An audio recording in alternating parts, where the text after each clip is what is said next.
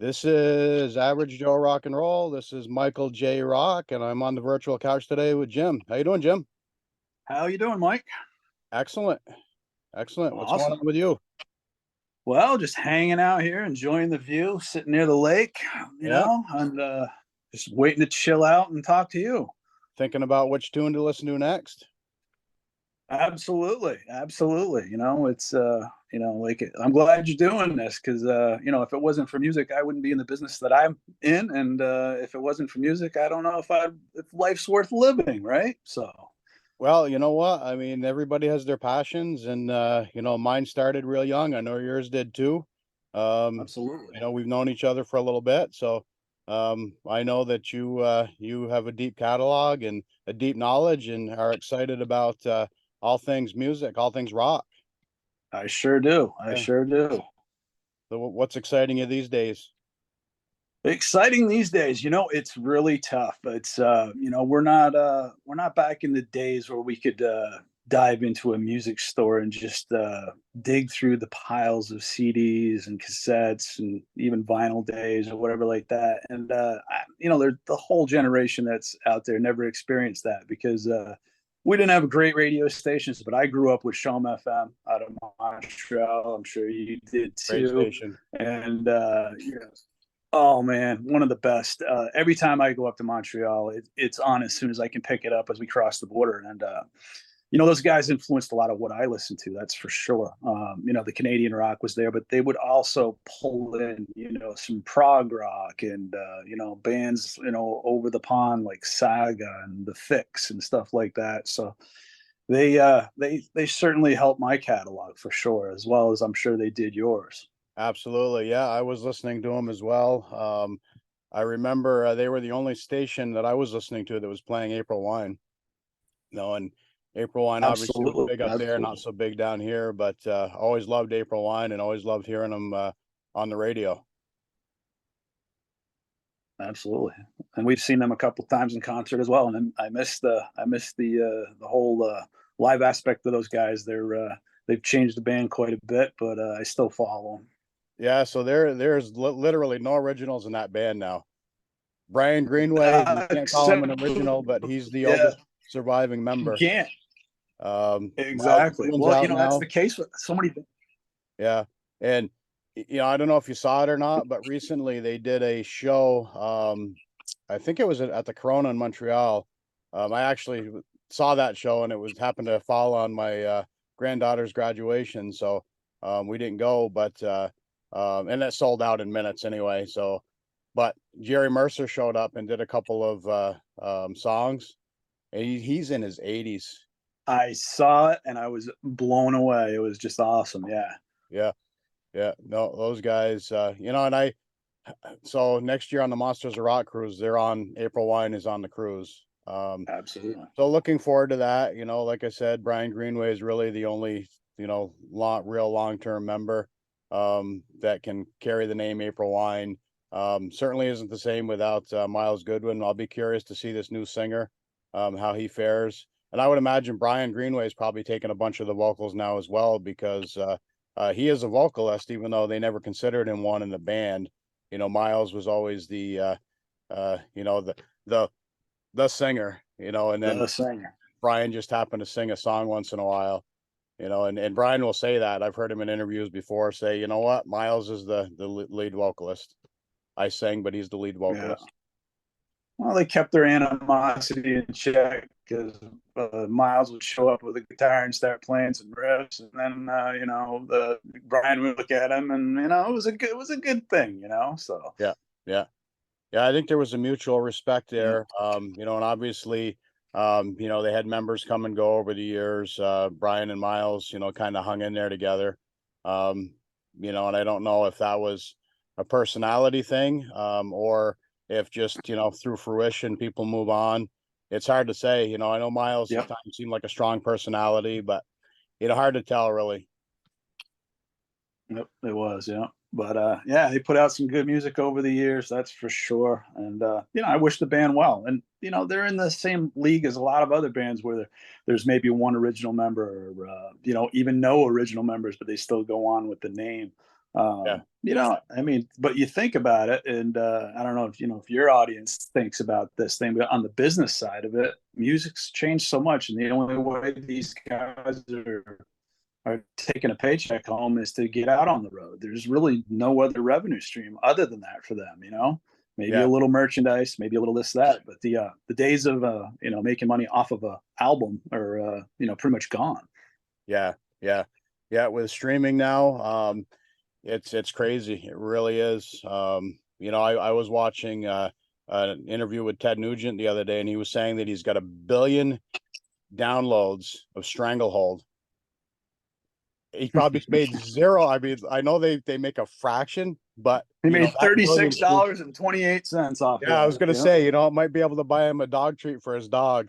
Yeah, But yeah, they're not making any money on that. It's all about touring and merchandise.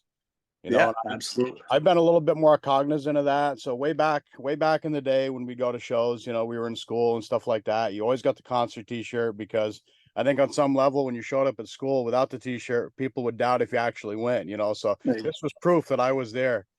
And Exactly. as I became an adult and had bills and stuff like that to pay, went to a concert. I didn't want to spend that money on a T-shirt, so I went years and years and years without buying concert T-shirts. And only recently have I started buying concert T-shirts again because it's a support of the band. It's helping them with their paycheck, and you know what? I can afford it now. Yep. Yep. I totally agree. I totally agree with you. Yeah, yeah. You know, whatever we can So do to support these guys so they'll continue to get out and play. And I mean, they will anyway. But if they sit home and produce a single or something like that, and they put it out and they don't tour to support it, there's no paycheck for that. There really isn't. right, right. There isn't. No, it's tough, and you know what? I mean, a lot of these bands now they're touring on their old catalog. They're not even making new music, and if they are, they're dropping a single. They're not even doing an album. Yep. Um, but you know what? I think that the difference is the guys that are putting out a full album versus the ones that are just dropping singles is the difference between I like what I do, I'm out there making a living and I love what I do.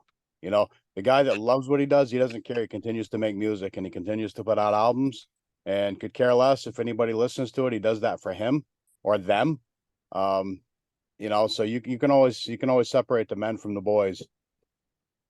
Yeah, I agree with that totally. If you got a passion for it, you're going to do it. That's for sure. Yeah, yeah, yeah. I was listening to speaking of new albums, I was listening to Nita Strauss's new album this morning. I don't know if Yep. you had a Yep. chance to listen to that yet.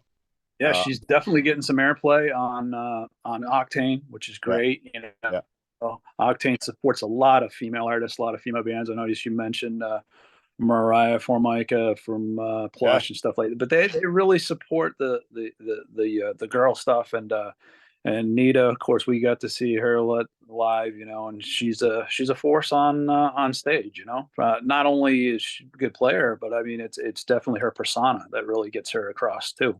yeah, yeah. I think she's long since broken that female barrier of, you know, yeah, she's a girl, she's good, as opposed to Yep. she's one of the best. And people don't say she's one of the best because she's a girl. They say she's one of the best. And she's been featured in Guitar Yep. Magazine. They had a list of the top 10 guitar players in the world. And I think she at one point she took the top spot. I think she was going back and forth between her and Mark Tremonti. um but it's crazy. She just is a force to be reckoned with. And that whole Yep. thing came about because for her gig in Alice Cooper, because Kip Winger knew her and knew that Alice was looking to replace Orianthi. So he called him up and said, "Hey, listen, you got to check this lady out because she's going to fit right in with your band." And absolutely, right from day one. So, and you can see the respect Absolutely. from the other members in the band too when she's playing. You just see it on them. Maybe a little of envy, um, but a lot of respect. Yeah. Yeah. But Totally. but the new album, I listened to it this morning. I don't know if you've heard the whole thing or not. No, only a few drops. Yeah, it's like half instrumental, half vocal. She's got a bunch of guest vocalists on there. she's got a couple of female guest vocalists. That's songs that I've heard. I think I don't know if she was with Maria Brand. I can't remember who she was singing with. Dorothy, probably. I think Yep, yep, yep. She's yeah, with Dorothy. Yeah. exactly. Yep, yeah, Dorothy and oh, I can't remember. It's not Maria Brink. Can't even remember the band now, but it's worth a Yeah. listen for sure. It's really good. It's kind of all over the place because the instrumentals are different than the vocal stuff. The vocal Yeah. stuff is a little more tame, where she shreds on the instrumental stuff. But um, I got her first album, the first one she did a couple years ago, 2018, I think. That's all instrumental, and I mean, if you're a guitarist, Yeah. um, and you listen to that record, at some point you're probably thinking, how? Me, I'm not a guitarist. I'm just a fan. Exactly. Exactly. Exactly. You know, another thing with these bands that we don't realize either is just in like I'll bring this up that you met with Jimmy, and I remember those guys in a band, the House of Lords, and but you know what? It's like you met him, you saw how he plays, you saw that he almost auditioned and got the role for Ozzy as a guitarist.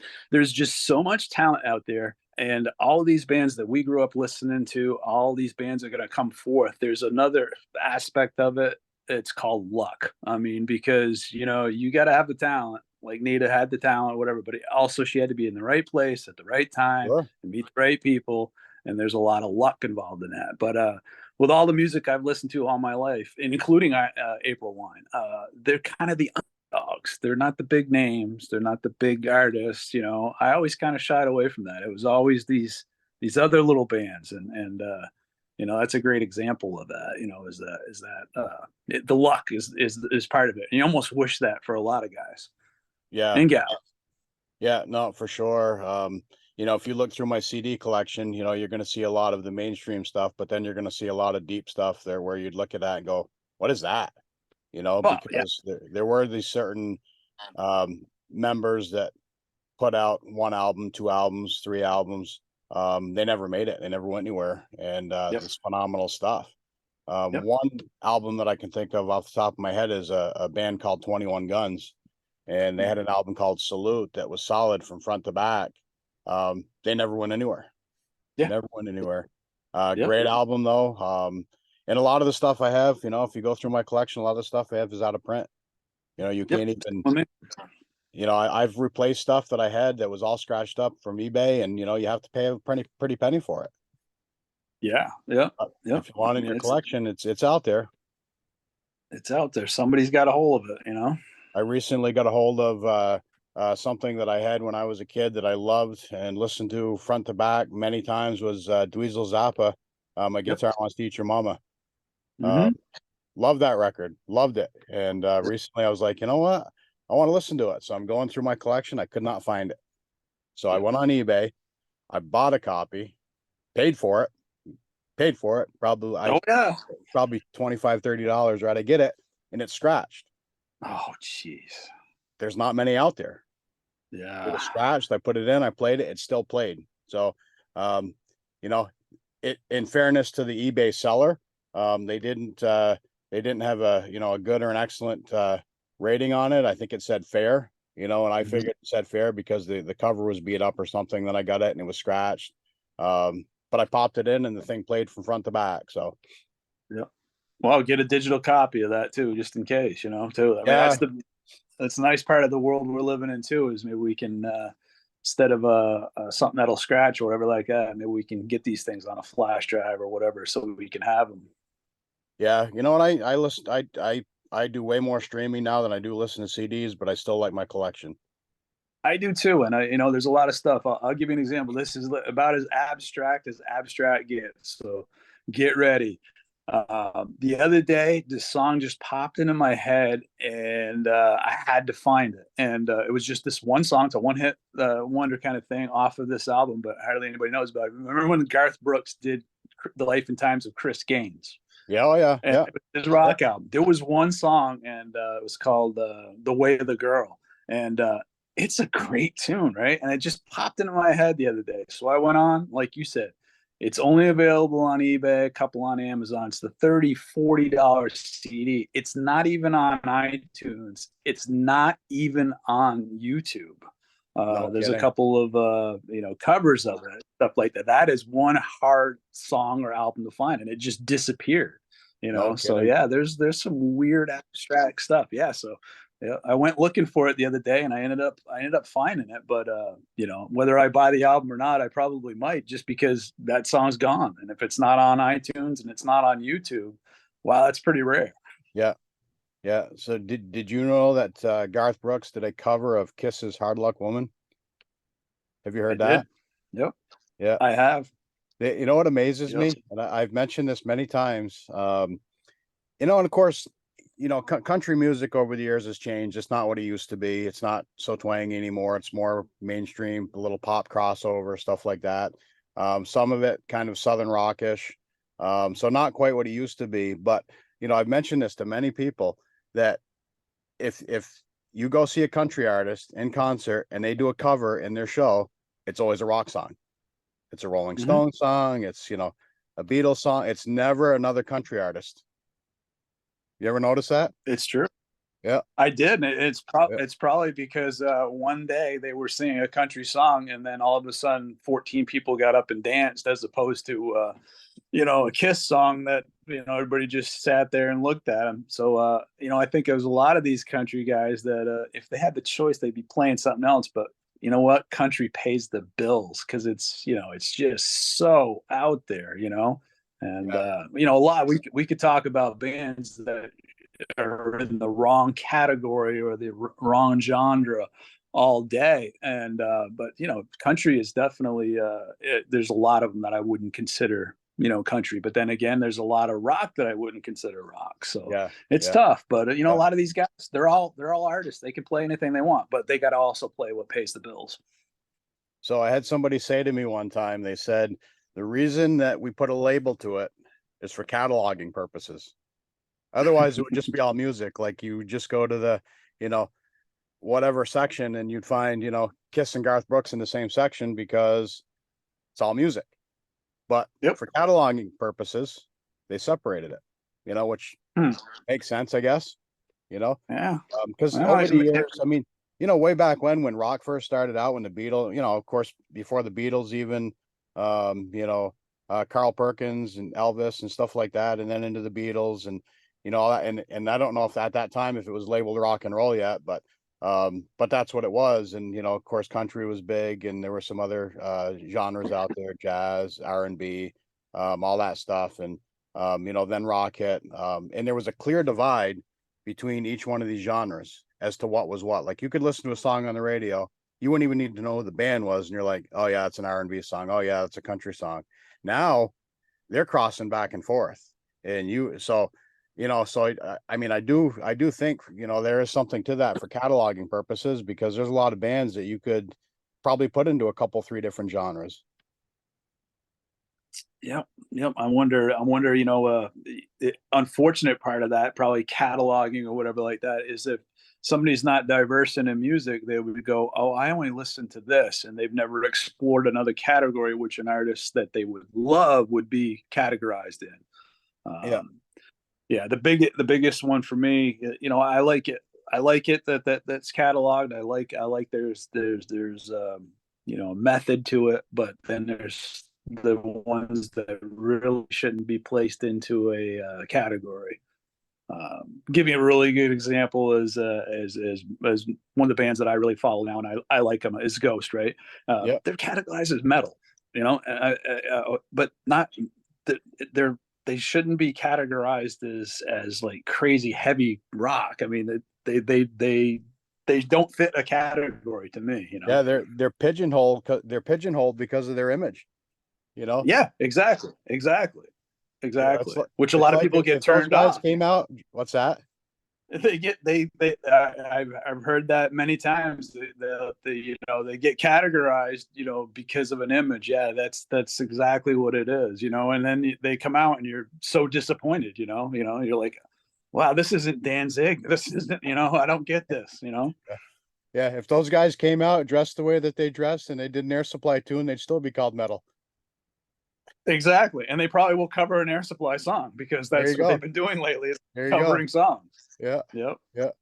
You know, I like when rock artists do remakes of pop stuff because they always dress it up, right? You know, they always make it sound heavier, and they always you know, maybe they add a guitar part where it was, you know, a piano, or you know, you name it, you know, and and one song that I can think of that comes to the top of my mind is when and they didn't really dress it up a lot, but they did make it. They did sound really good with it. Was Faith No More, "Easy" by the Commodores.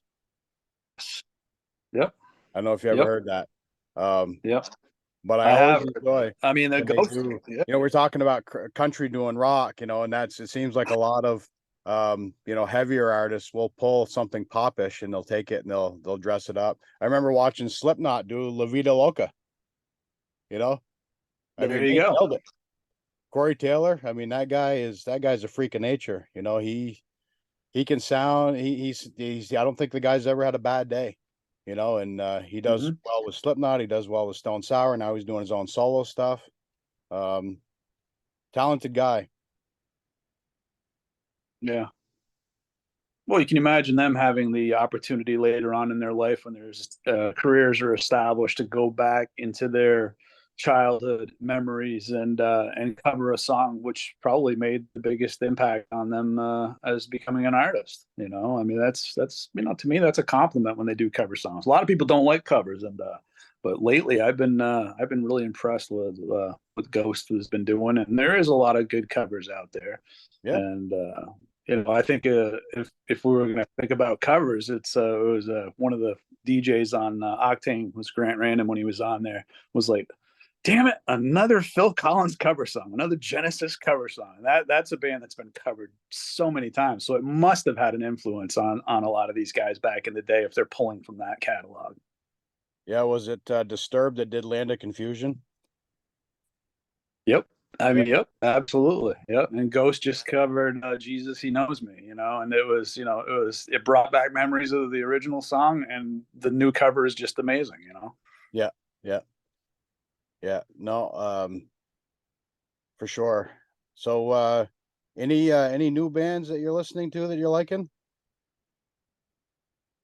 I haven't seen too much in the last, you know, 6 months or whatever like that, and I'm actually surprised. I mean, there's a ton of stuff I'm listening to, but you know, I'm like you. I go back in my catalog, I go back in my CD vault, and stuff like that. But I would imagine, you know, there's a lot of stuff coming because of COVID. I mean, imagine me that maybe these guys did a bunch of stuff.